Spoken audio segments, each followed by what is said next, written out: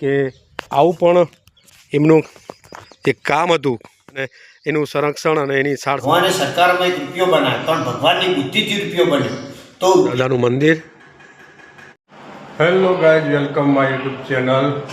હું છું આપનો બલ્લુ વડીગાર ને મારા નવા બ્લોગમાં તમારું સ્વાગત છે. તો નવા હોય તો મારી ચેનલમાં નવા હોય તો લાઇક, શેર, સબસ્ક્રાઈબ અને બેલ આઇકન બટન દબાવવાનું બિલકુલ ના ભૂલતા અને પૂરેપૂરો વિડીયો જરૂરથી જોજો. હેલો મિત્રો, તો આપણે સરસ મજાનું મંદિર એટલે વિઘ્નહર્તા એવા ગણપતિ બાપાના મંદિરે જવાનું છે અને સરસ મંદિર છે, બહુ ઐતિહાસિક એનો ઇતિહાસ છે. આપણે પહોંચી ગયા છે અનાવાડા અને અનાવાડાથી સહેજ 100 મીટરની આગળ એટલે કે પાટણ બાજુ આવતા અહીંયા રસ્તો પડે છે અને અહીંયાથી જ જે આપણે ગણપતિ દાદાના મંદિરે જવાનું છે ત્યાં તમને લઈ જવું અને સરસ મજાનો નજારો બતાવું. અહીંયા તમે જોશો તો કુદરતી જોરદાર વાતાવરણ છે. કહેવાય ને કે ખેડૂત ધરતીપુત્ર એને અત્યારે પાકી જાય એટલે લણણી અને કાપણીનો સમય હોય એવી જ રીતે અહીંયા તમે જોઈ શકો છો રચકો વાવેલો છે, બાજરી પણ વાવેલી છે અને ઢોરો માટે ચારો અને એરંડાની થોડી કાપણી અને લણણી થઈ ચૂકી છે. આ બાજુ છે થોર છે, જે થુરિયા કહેવાય અને ગુજરાતી ભાષામાં થુરિયા અને થોર કહેવાય. અને એ બાજુમાં સરસ મજાની ગાયો ભેંસો બાંધેલી છે, સરસ મજાનું. અને ઘટાદાર વૃક્ષ એટલે લીમડો. ઉનાળાની અંદર તમે ગમે ત્યાં જાઓ પણ લીમડો ના હોય તો મજા ના આવે, કારણ કે લીમડો સરસ મજાની ઠંડક આપે જ છે આપણને. જ્યારે જ્યારે તમારે કંઈ પણ સારો પ્રસંગ હોય તો 100% અવશ્ય એકવાર તમે પોતાના થી બનતા વૃક્ષો વાવવાની કોશિશ કરજો, કારણ કે વૃક્ષો હશે જ તો જ આપણું સરસ મજાનું આ જીવન છે એ ગ્લોબલ વોર્મિંગથી બચી શકશે અને એનો આપણને સીધો ફાયદો થશે. શુદ્ધ ઓક્સિજન મળશે અને જે વરસાદ છે એ પણ સારી રીતે થઈ શકશે. તો આપણે સીધા અહીંથી જઈશું ગણપતિ દાદાના મંદિરે. તો ચાલો જઈએ મંદિરે.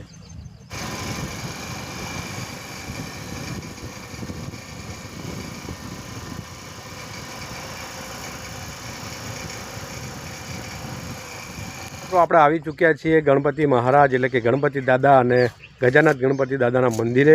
અહીંયા મારી એક્ઝેક્ટ સામે સરસ મજાના મંદિરો પણ છે અને પાછળ તમે જોશો તો સરસ મજાનું આ લોકેશન જોરદાર છે. અને પાટણનો વારસો અને ઇતિહાસ જાણીએ એટલો ઓછો છે, કારણ કે બહુ જૂની નગરી પાટણ એટલે કે ગુજરાતનું પાટનગર કહેવાય અને અત્યારે હાલ ગાંધીનગર છે. તમે આ સાઈડ મારી સામેની સાઈડ જોશો તો સરસ મજાનો બગીચો, જે રીતે ફૂલ્યો ફાલ્યો હોય એ રીતે સરસ મજાની ધરતીપુત્રો દ્વારા ખેતી, પોતાનો રચકો, બાજરો અને ઢોરો માટે ચાર વાવેલી છે અને આખું રમણીય વાતાવરણ એટલે ગણપતિ દાદાનું મંદિર. અહીંયા સરસ મજાના 3 થી 4 કૂતરા પણ બેઠેલા છે, 2 તો હાલ ભાગી ગયા. અને સરસ મજાના અહીંયા વ્યવસ્થા બેસવા માટેની બોકડાની વ્યવસ્થા પણ કરેલી છે. એક્ઝેક્ટ મારી પાછળ તમે જોશો તો અહીંયા પણ સરસ મજાની છેક સુધીની વ્યવસ્થા કરેલી છે અને એક્ઝેક્ટ પાછળ તમે જોશો તો એ પ્રવેશ દ્વાર છે. અને અહીંયા સરસ મજાના મંદિરે આપણે હવે જઈ રહ્યા છીએ. વૃક્ષો પણ સારા વાવેલા છે.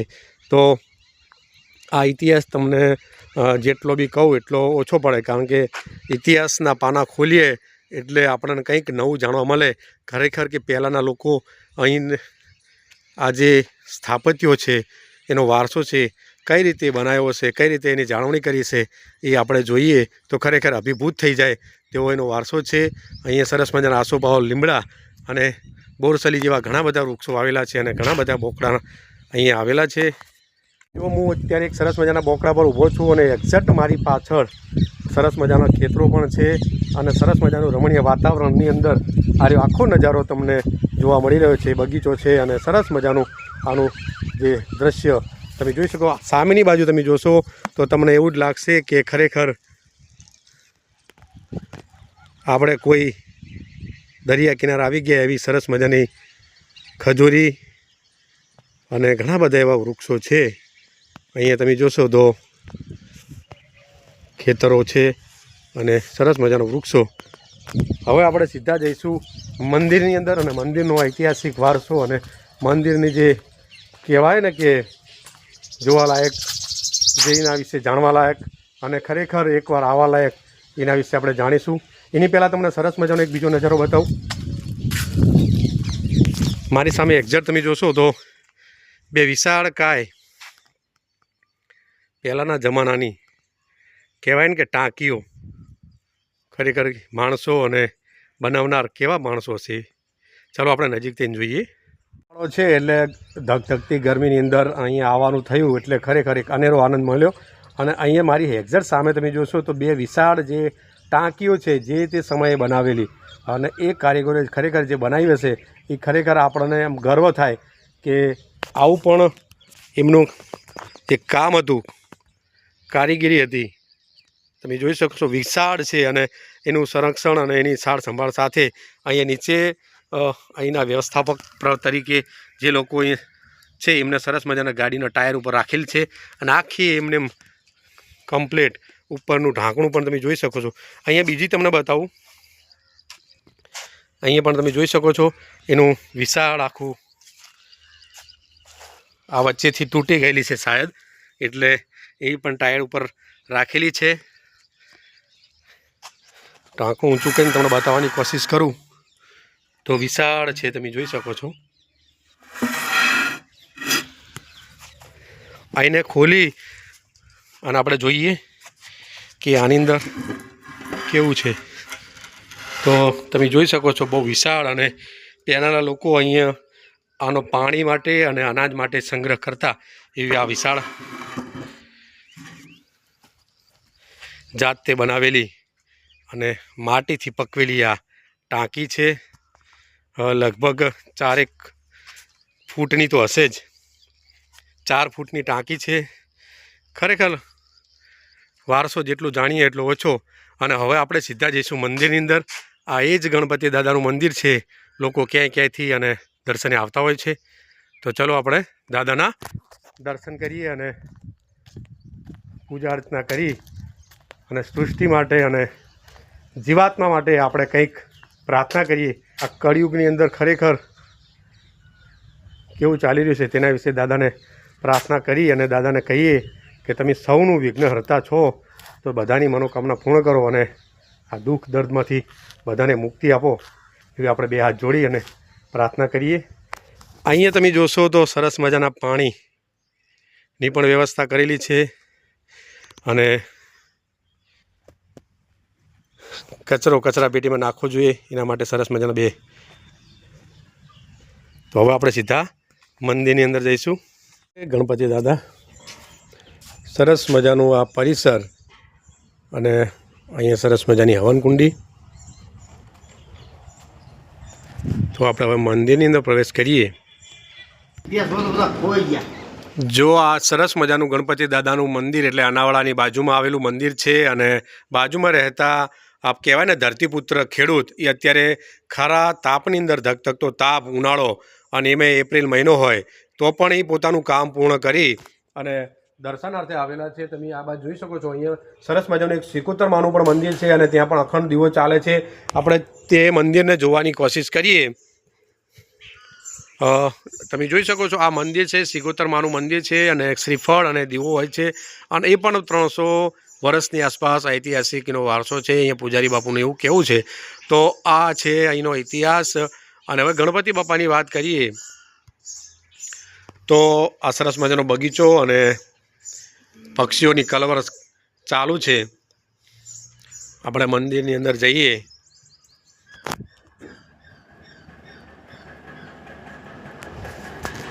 આ દાદાનું મંદિર, દાદાના દર્શને આપણે આવી ગયા છીએ. અને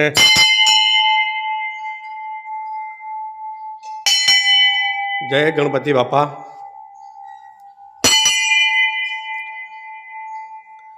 અહીંયા તમે જોશો જ અંદર પ્રવેશ કરતાં જ સરસ મજાનું આયોજન. અહીંયા દાદાનું નામ છે ચિંતામણી ગણપતિ દાદા. અને દાદા વિશે જેટલો પણ ઇતિહાસ કહું એટલો ઓછો પડે. દાદાની ખાસિયત એ છે કે આ અનાવાડાની ગામની બાજુમાં આવેલું મંદિર છે, અને બહુ જૂનો ઇતિહાસ છે. કહેવાય ને કે અણહિલ ભરવાડ સિદ્ધરાજ જયસિંહના પરમ મિત્ર હતા, અને એના ઉપરથી જ આખું પાટણ વસેલું. એટલે પહેલું પાટણ પહેલાંને અણહિલવાડ કહેવામાં આવતું હતું, અને આજ એ જ અણહિલવાડ એટલે અનાવાડાના ગામ એટલે પહેલું અહીંયા જ પાટણ છે.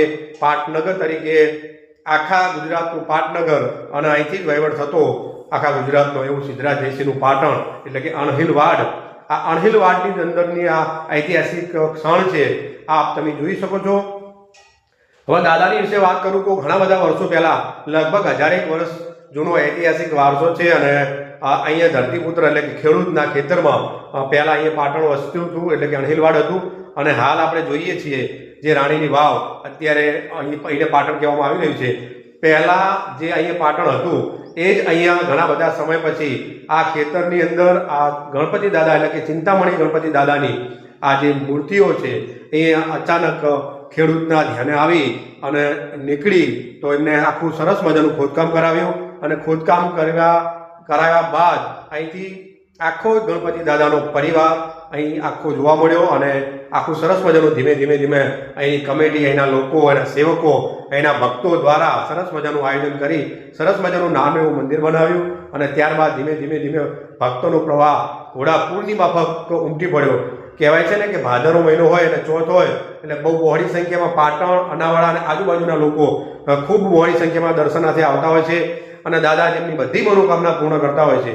અને દર મંગળવાર હોય અને દર ચોથ હોય ત્યારે પણ અહીંયા પાટણથી અને અનાવાડાથી દૂરના લોકો અહીંયા પગપાળા પોતાના જે સગવડ પ્રમાણે સાધનો, બાઇકો લઈને દર્શનાર્થે આવતા હોય છે. અને ભાદરવા મહિનાની તો બહુ મોટો મેળો પણ, લોકમેળો પણ ભરાય છે. અને ગમે ત્યારે તમે મંગળવારે આવો કે ચોથના દિવસે આવો તો એ મેળો તો હોય જ છે. દાદાનું દર્શન આવો એટલે સરસ મજાનું દાદાનું આ ધામ એટલે કે ચિંતામણી ગણપતિ દાદા. અહીંની બીજી વિશેષતા એ છે કે ગણપતિ દાદાનું જે મંદિર છે તેમની આજુબાજુ તેમના બંને પુત્રો છે, લાભ અને શુભ, અને રિદ્ધિ સિદ્ધિ પણ છે અને બજરંગ બલી પણ અહીંયા છે.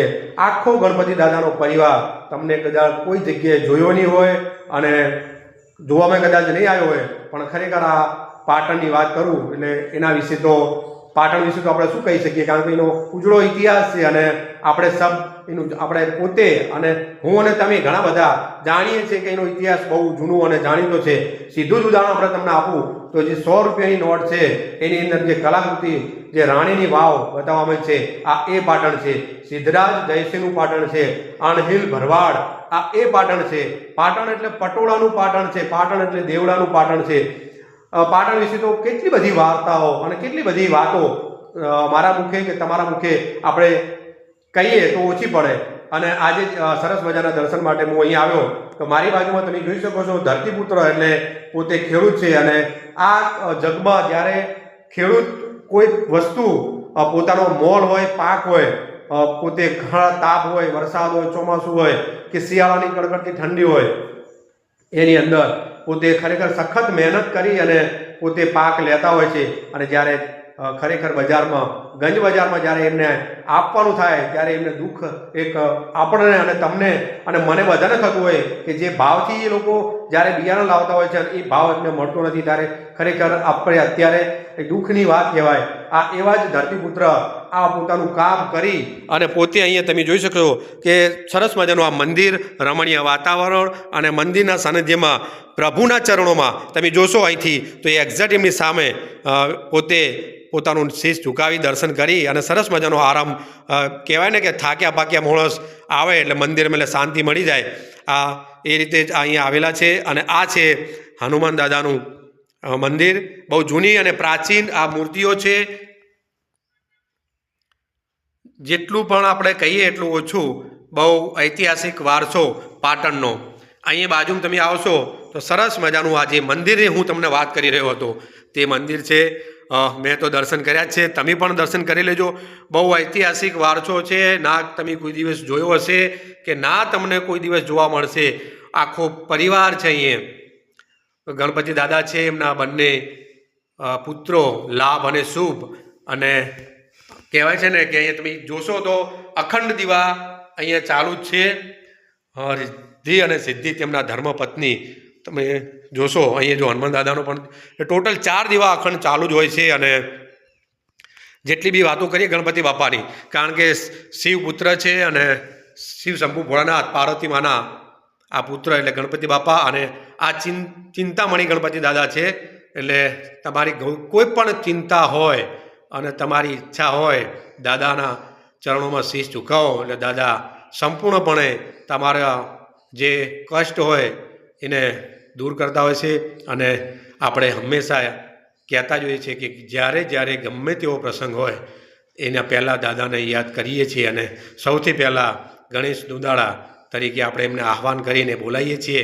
ચાહે ગમે તે પ્રસંગ હોય, ઘર નવું બનાવ્યું હોય, લગ્ન પ્રસંગ હોય, કોઈ પણ હવન હોય કે કોઈ પણ જગ્યાએ તમે તો પહેલાં જ ગણપતિ દાદાને આહવાન કરીને બોલાવવામાં આવતા હોય છે. તો આ એવા જ ગણપતિ દાદા અને એમનો આખો સંપૂર્ણ પરિવાર, એમના વિશે, ભગવાન વિશે તો આપણે કંઈ જ ના કહી શકીએ. કારણ એક જ છે કે ભગવાન વિશે તમે શું કહી શકો? ભગવાન દ્વારા જ આપણે સૃષ્ટિની અંદર આવેલા છીએ અને ભગવાન વિશે તો આપણે કંઈ કહી શકીએ નહીં. હા, આપણી ફરજ છે કે આપણને સરસ મજાનો ભગવાને આ ધરતી ઉપર અવતાર ધરાવી અને મૂક્યા, તો આપણું કર્મ એવું સારું કરીએ જેથી કરીને આપણે કોઈને નુકસાન ના પહોંચે અને પોતાનું જીવન સરસ રીતે વિતાવીએ, ના કોઈને નડીએ કે ના કોઈને બોલીએ. સરસ મજાના અહીંયા આપણે આવ્યા છીએ ધરતી ઉપર, તો સરસ મજાનું જે આપણું પાત્ર છે ખરેખર એને નિભાવી આપણે એક કહેવાય ને, હાલના સમય પ્રમાણે સિરિયલની અંદર, ટીવીની અંદર સિરિયલ આવે, ફિલ્મ આવે, એવું એક આપણું પાત્ર છે અને એ આપણું પાત્ર નિભાવી અને આપણે સૌ કોઈને, ચાહે અમીર હોય, ગરીબ હોય, દુઃખી હોય કે સુખી હોય, દરેકને એ રસ્તે જવાનું છે. તો સરસ મજાનું આ જીવન સારી રીતે પૂર્ણ થાય, કોઈને કોઈ કષ્ટ ના પહોંચે એવી રીતે આપણે અહીંથી વિદાય લેવાની છે. તો આ હતું આપણું સરસ મજાનું ગણપતિ દાદાનું મંદિર અને તેમના સાનિધ્યમાં આવ્યા. ખરેખર એક અનેરો જ આનંદ મળ્યો. અને મારી બાજુમાં કાકા છે. કાકા, તમારું નામ? સુરેશભાઈ પટેલ.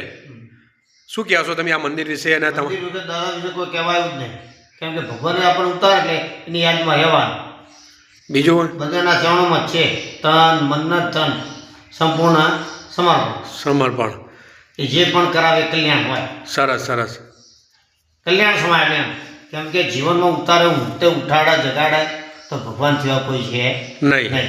જે પણ થાય કલ્યાણકારી હે, જે પણ કોઈ નુકસાન નહીં, બધી શીખ કે ભગવાન તે જે બધું આભાર વ્યક્ત કરવાનો કે આપણું દુઃખ ભગવાન આપી ગયો.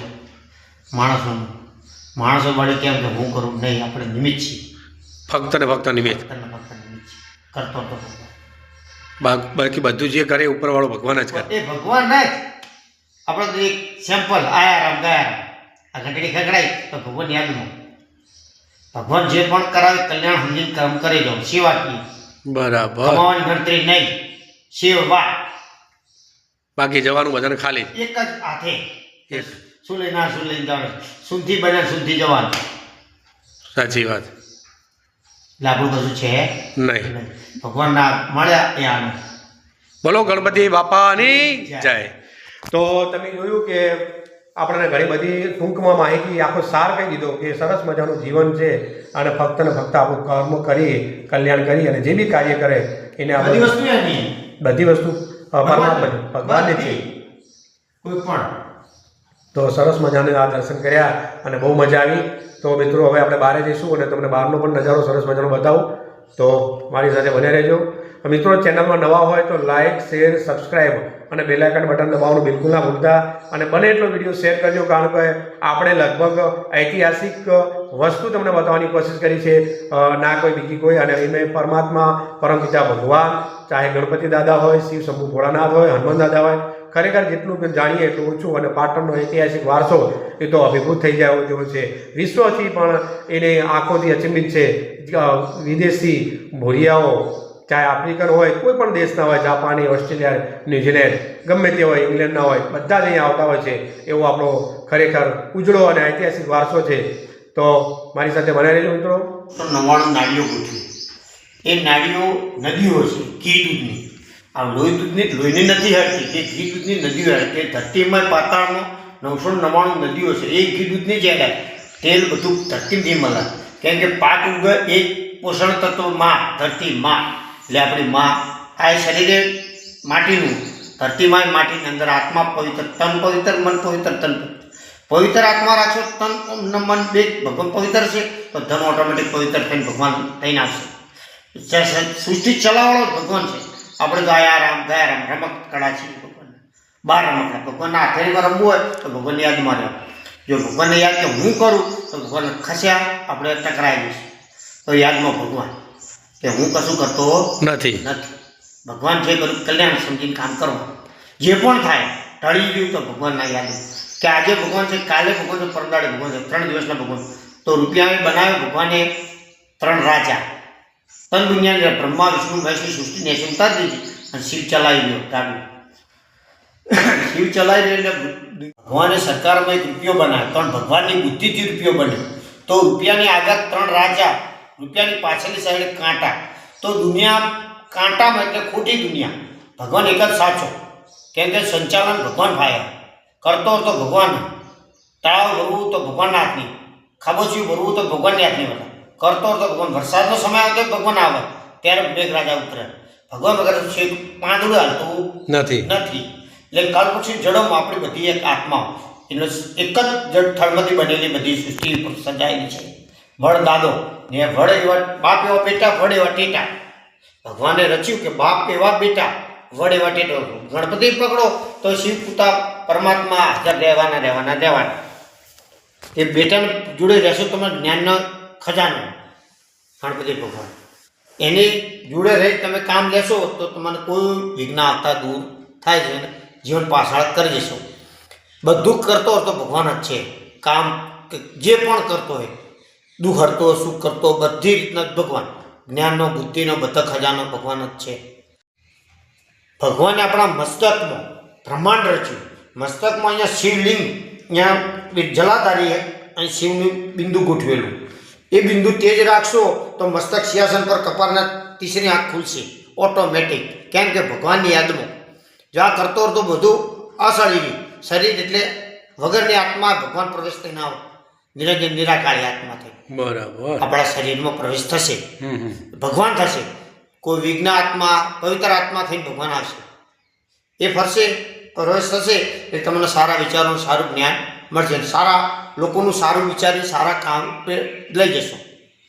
કોઈ પણ ઝેરના ખેતી કરાવ ભગવાન, પણ ખેડૂતોને પાકના પૈસામાં લોભામણીમાં બેહાડે. મન ક્યાંક મારા કમાણ વિશ્વાસ ભગવાન પર રાખી તો નથી, એ નાવમાં બે જાય, ખાડા તૂટી જાય નાવમાં, એટલે ખાડામાં નુકસાનમાં રહે છે. ને વિશ્વાસ ભગવાન પર રાખશે તો આજને તો કાલે ભગવાનને રૂબરૂ મળવા ધન આપી જશે. ગમે પણ ભગવાનનો વહીવટ છે. ભગવાને કરોડો રૂપિયા ધન કમાવા લખ્યું, પણ શરીરની મણકાની કમરો ઓકી ઢેડ કરી દીધી. કેમ કે આ પૈસો લક્ષ્મી લોભમાં નીકળી કે આ હું કમેલું, પણ અમે ભગવાન એને લૂંટીને હાથમાં આવવાનું નથી. આલવા મેળવડો ભગવાન છે. તો કંબરના મણકા કરોડ રજૂ ગોઠવી ભગવાન. પેલું કરોડોનું ધન કમાવા જાય દવાના ખાનામાં ભરશે, પછી આ કરોડ ધન કમાયેલું પાછું આ મણકો દુખા, આ મણકો દુખા, આ મણકા એટલે શું છે? ભગવાનના 7 બિંદુ ગોઠવેલા. જલાધારી શિવથી નીચેલા ભાગમાં ધરતીથી વળારૂપી ભગવાન આવી જાય પ્રવેશ. આ ન્યાય એની નેનોમાં બધું ભગવાનની સંચાયેલું છે.